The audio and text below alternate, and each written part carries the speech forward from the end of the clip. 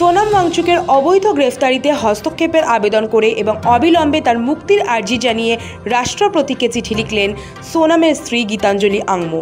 আবেদনপত্র পাঠানো হলো প্রধানমন্ত্রী, কেন্দ্রীয় আইনমন্ত্রী, লাদাখের উপরাজ্যপাল ও লাদাখের পুলিশের কাছেও।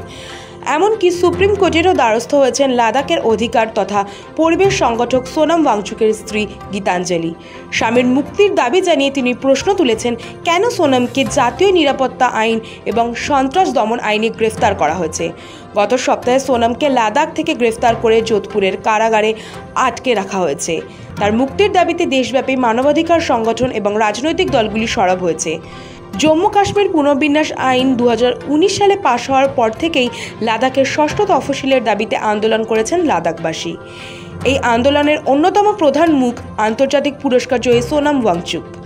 আগাগোড়া তাদের আন্দোলন ছিল শান্তিপূর্ণ। গত 24শে সেপ্টেম্বর হঠাৎ করেই যা হিংসাত্মক হয়, প্রাণ যায় 4 জনের, আহতের সংখ্যা 80-র বেশি।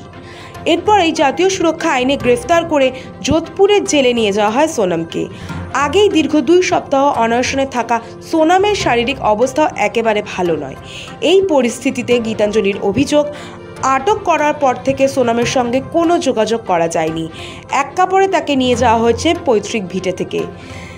দাবি, দীর্ঘ অনশনের পর অসুস্থ সোনামের আদৌ কোনো চিকিৎসা হচ্ছে কিনা সেই সম্পর্কেও কোনো তথ্য নেই তাদের কাছে। এই পরিস্থিতিতে দেশের প্রথম নাগরিকের শরণাপন্ন হয়ে গীতাঞ্জলির প্রশ্ন, এই দেশে কি শান্তিপূর্ণ আন্দোলন করার অধিকার নেই? জলবায়ু রক্ষার কথা বলা কি অপরাধ? তার কি স্বামীর সঙ্গে কথা বলার অধিকার নেই? সোনামের কি আইনে লড়াই করার কোনো অধিকার নেই? গোটা পরিস্থিতির ব্যাখ্যা করে সোনামকে মুক্ত করতে হস্তক্ষেপ করার আবেদন করে রাষ্ট্রপতির দ্বারস্থ হলেন গীতাঞ্জলি। দ্বারস্থ হয়েছেন সুপ্রিম কোর্টেরও। এদিকে জাতীয় তদন্তকারী সংস্থা NSA এবং লাদাখ পুলিশ সোনামের বিরুদ্ধে পাকিস্তানের সঙ্গে সম্পর্ক রাখার অভিযোগ এনেছে। তার বিরুদ্ধে দায়ের হয়েছে FIR।